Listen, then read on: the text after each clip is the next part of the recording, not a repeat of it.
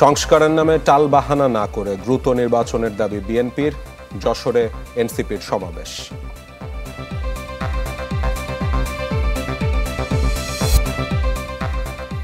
সংখ্যানুপাতিক পদ্ধতির নির্বাচন নিয়ে বিএনপি জামায়াত দ্বৈরথ, বাস্তবায়ন চ্যালেঞ্জিং বলছেন বিশ্লেষকরা।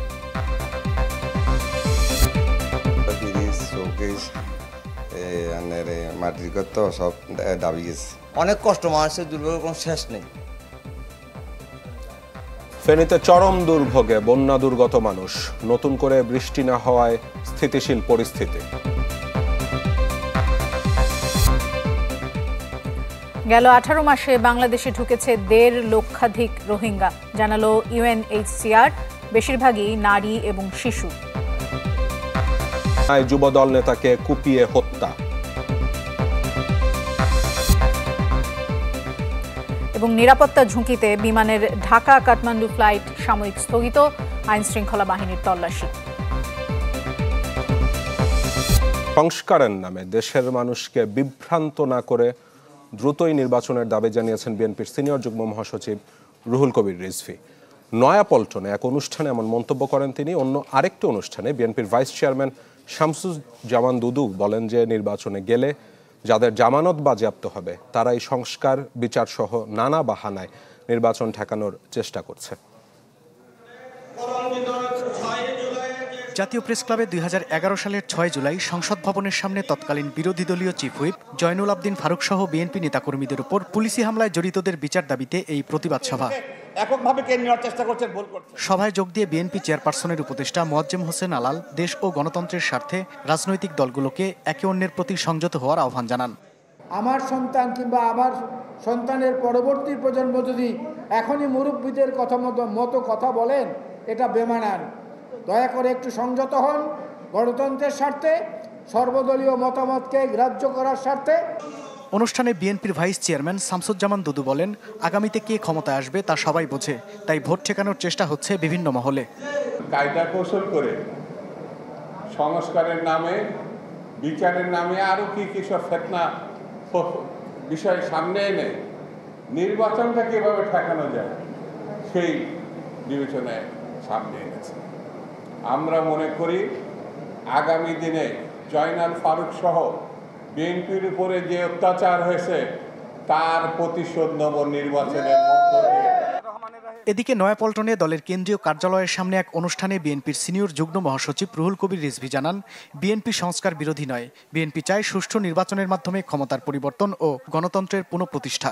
বেগম জিয়ার দাবি ছিল বৃহত্তর দাবি, তারেক রহমানের দাবি বৃহত্তর দাবি, যে দাবি হচ্ছে গণতন্ত্রের মালিকানা জনগণকে ফিরিয়ে দাও, আর সেই মালিকানার পদ্ধতি হচ্ছে গণতন্ত্র। আমরা কোনো ব্যক্তিগত, কোনো গোষ্ঠীগত দাবি করিনি, আমরা দাবি করেছি জনগণের দর্শন, সেটা গণতান্ত্রিক দর্শন।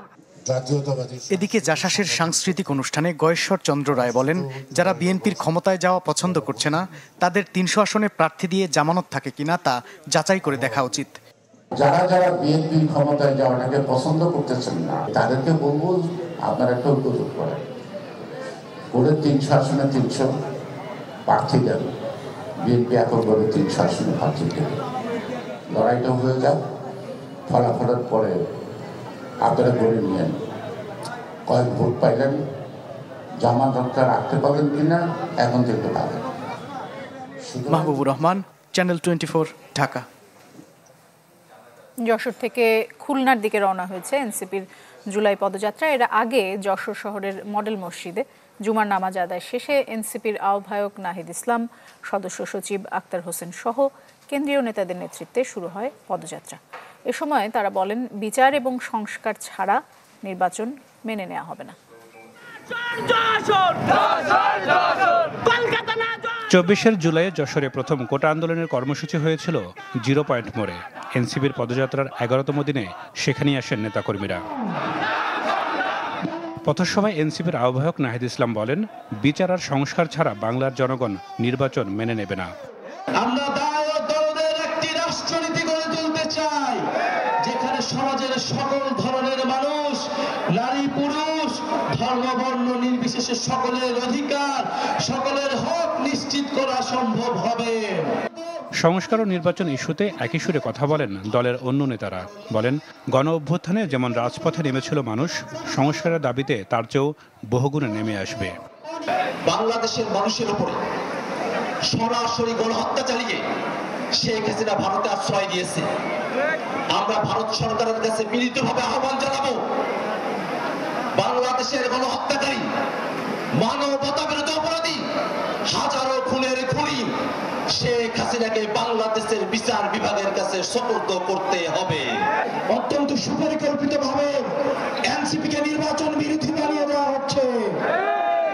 আমরা বরং এনসিপি সবচেয়ে প্রগতিশীল এবং নির্বাচনের জন্য সবচেয়ে যদি কেউ কথা বেশি বলে থাকে সেটা হচ্ছে এনসিপি। আগামী বাংলাদেশে কোন চাঁদাবাজ, দখলদার, সিন্ডিকেট চালাকারী, কোন অপকর্মকারীর আর জায়গা হবে না। এর আগে যশোরে আন্দোলনে হতাহতদের পরিবারের সাথে মতবিনিময় করেন তারা। এরপর জুমার নামাজ আদায় করেন। Desk report, channel 24।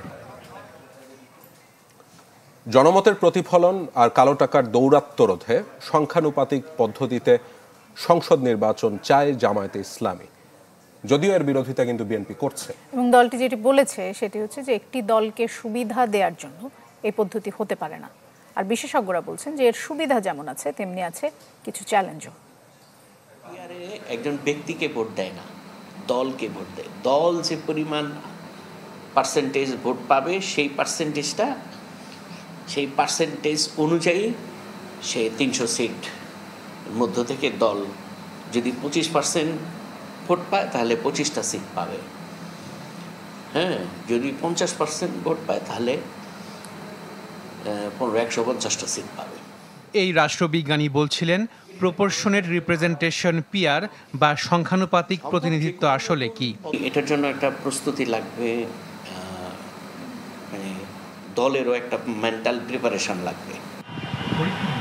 পিআর নিয়ে আলোচনা রাজনৈতিক পট পরিবর্তনের আগে খুব একটা ছিল না, কিন্তু ফ্যাসিস্ট শাসন ব্যবস্থা অবসানের পর আলোচিত হচ্ছে সংসদে সংখ্যানুপাতিক প্রতিনিধিত্বের বিষয়টি।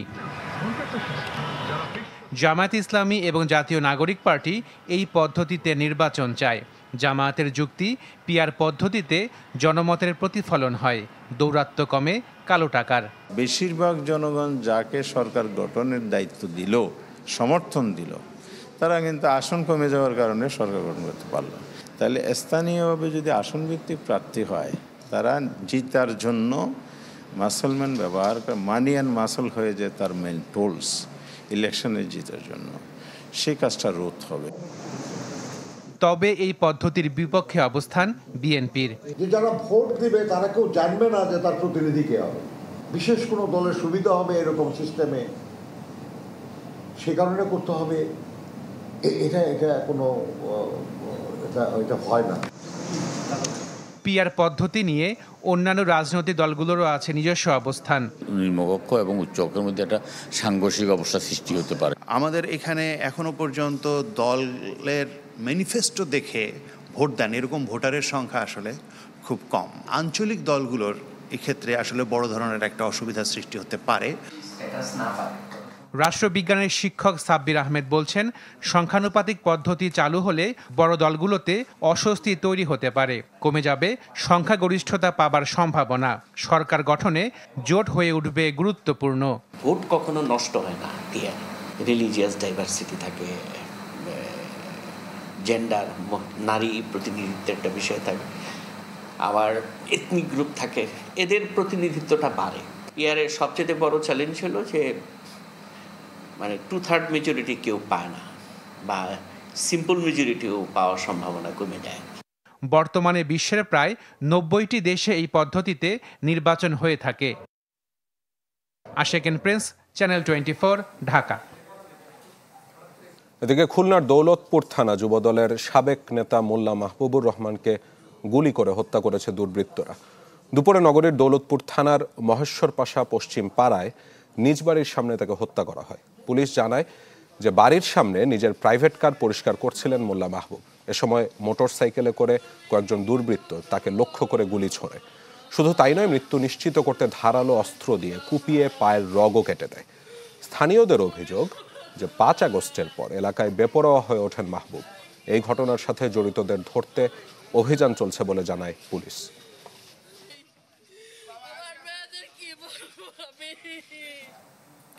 নিরাপত্তা ঝুঁকি থাকায় বিমান বাংলাদেশ এয়ারলাইন্সের ঢাকা কাঠমান্ডু ফ্লাইট সাময়িকভাবে স্থগিত করেছে হযরত শাহজালাল আন্তর্জাতিক বিমানবন্দর কর্তৃপক্ষ।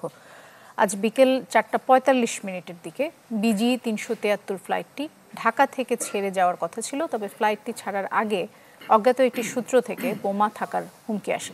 এরপরই বিমানবন্দরের নিরাপত্তা ব্যবস্থা সর্বোচ্চ সতর্কতায় নেওয়া হয়।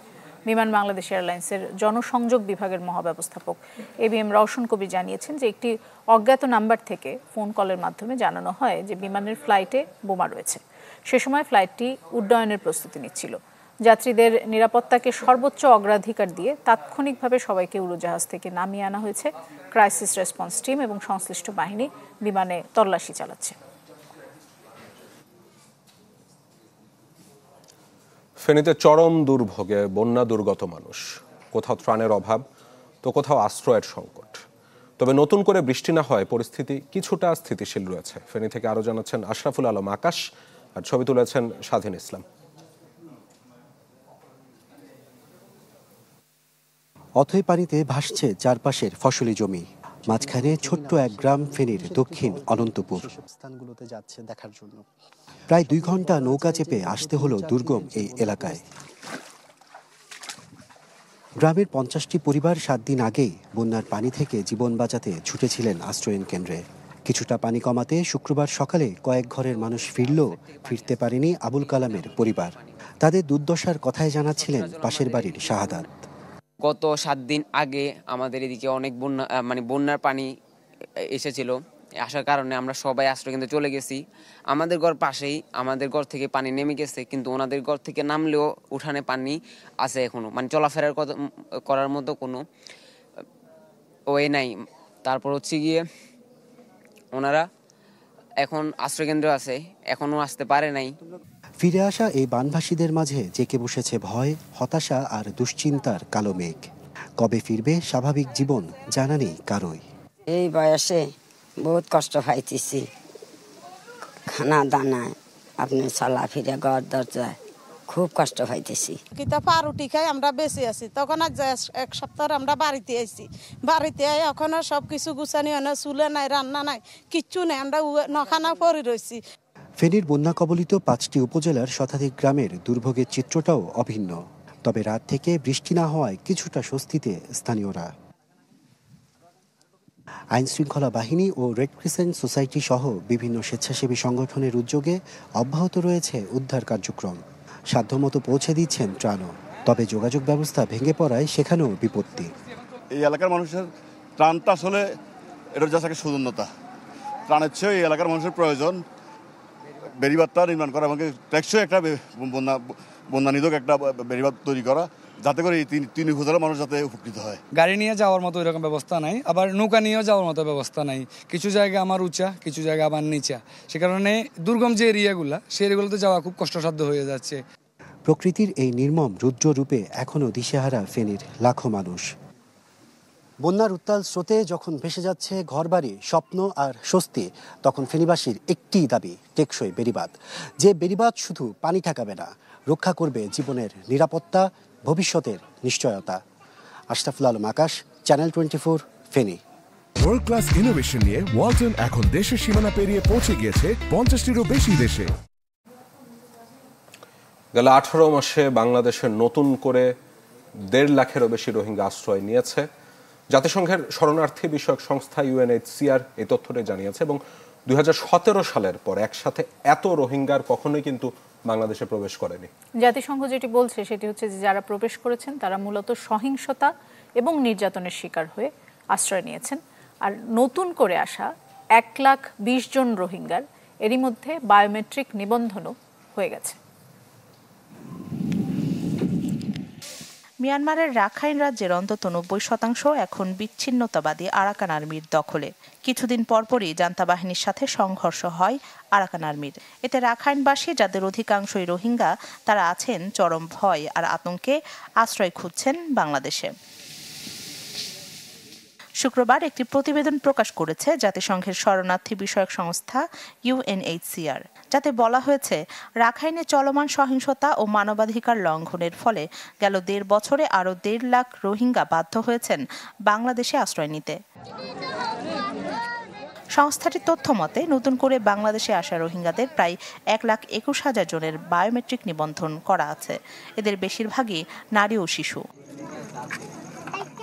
বৈশ্বিক সহায়তা তহবিল যখন কমতে শুরু করেছে, এমন সময় কক্সবাজারের ক্যাম্পগুলোতে নতুন করে আরও রোহিঙ্গার ঢল নামায় তাদের খাদ্য, চিকিৎসা, শিক্ষা ও আশ্রয় সহ মৌলিক পরিষেবা নিশ্চিতে বাড়ছে চাপ।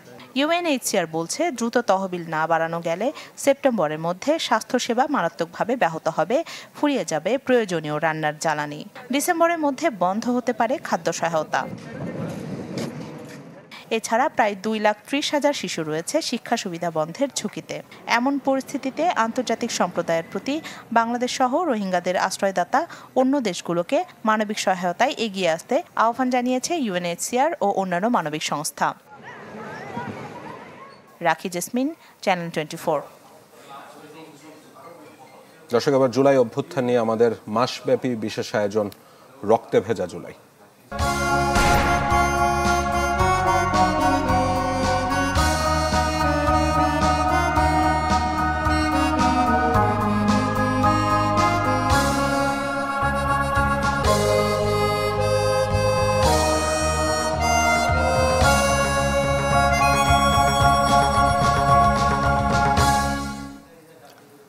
ঠিক 1 বছর আগে 11ই জুলাই বাংলা ব্লকেট কর্মসূচির কথা এখনো চোখে ভাসে আহত কুমিল্লা বিশ্ববিদ্যালয়ের শিক্ষার্থীদের। এবং যেসব শিক্ষার্থীরা মৃত্যুর মিছিল থেকে ফিরে এসেছেন, তাদের কাছে সেই স্মৃতি সাহসের এক প্রতিচ্ছবি। তারা দাবি করেছেন সংস্কারের উদ্যোগ বাস্তবায়নে দ্রুত কার্যকর পদক্ষেপ নেয়ার। 11 জুলাই 2024 দেশব্যাপী কর্মসূচির অংশ হিসেবে কুমিল্লাতেও পালন করা হয় বাংলা ব্লকেট কর্মসূচি।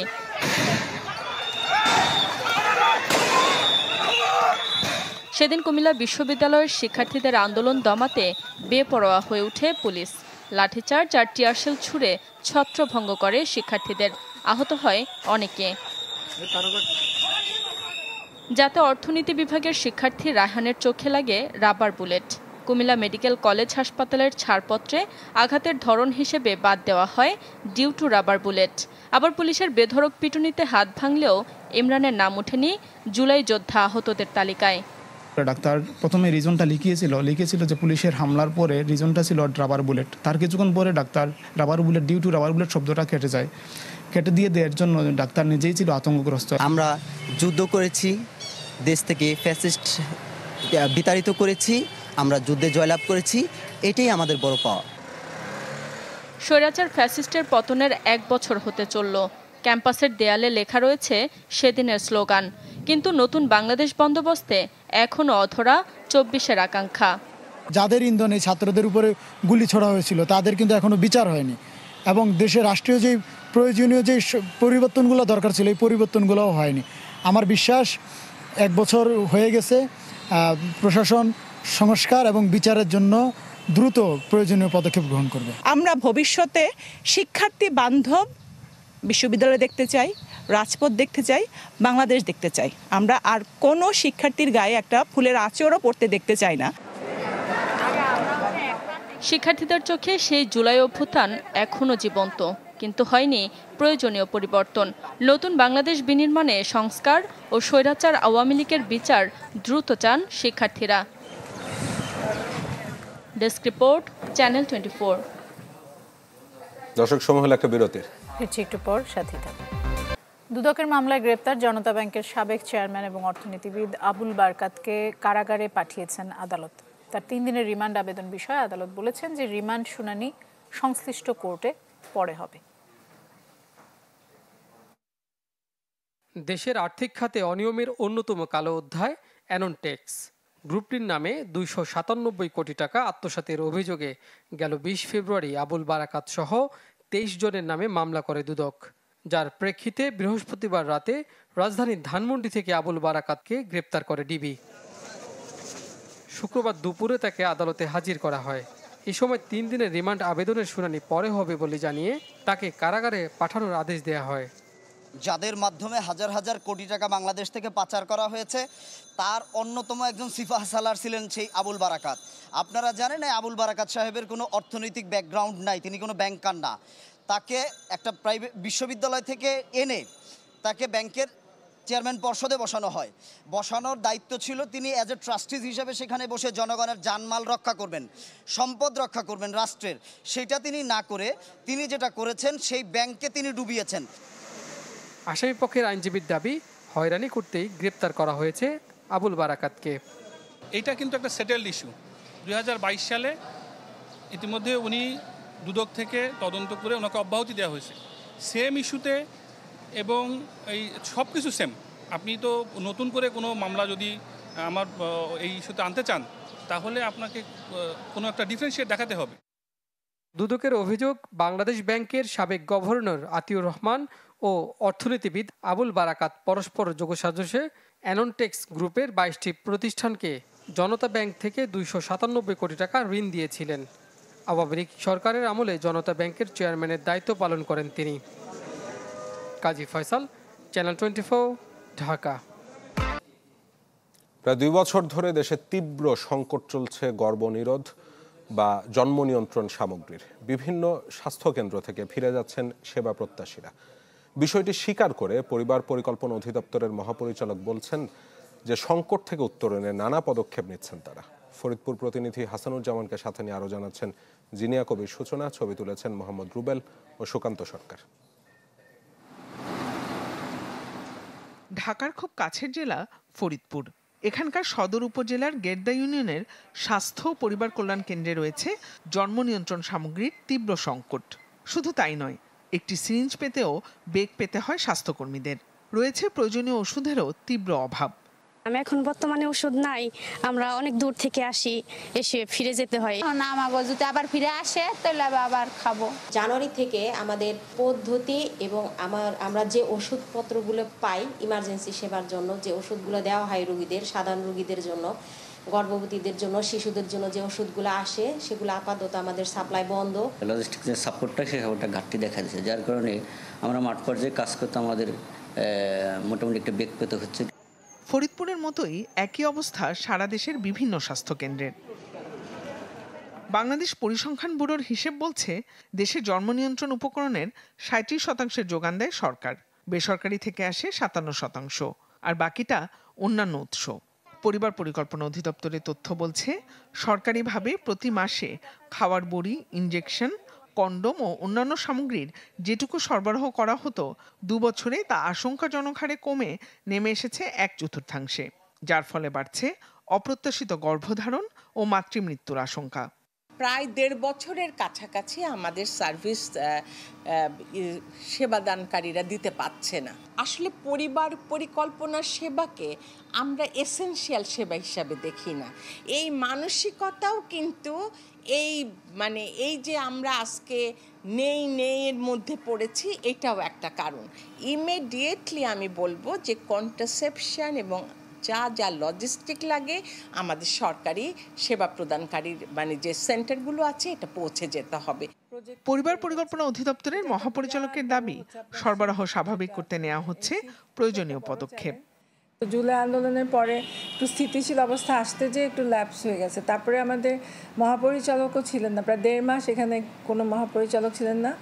তখন একটা নেতৃত্ব সংকট ছিল, কিন্তু মার্চে আমি জয়েন করার পরে অনেকগুলো প্রকিউরমেন্ট আমরা করে অলরেডি টেন্ডার প্রক্রিয়া সম্পন্ন হয়ে জিনিসও চলে আসছে। আগস্টের মধ্যে আশা করছি যে আমাদের সব জায়গায় মোটামুটি একটা লেভেলে চলে আসবে। স্বাস্থ্য অধিদপ্তরের MPDSR এর গবেষণা অনুযায়ী প্রজনন স্বাস্থ্য সহ অন্যান্য সংকটে দেশে গেল বছর প্রতি লাখে মারা গেছেন 90 জন মা। জিনিয়া কবির সূচনা, চ্যানেল 24, ঢাকা।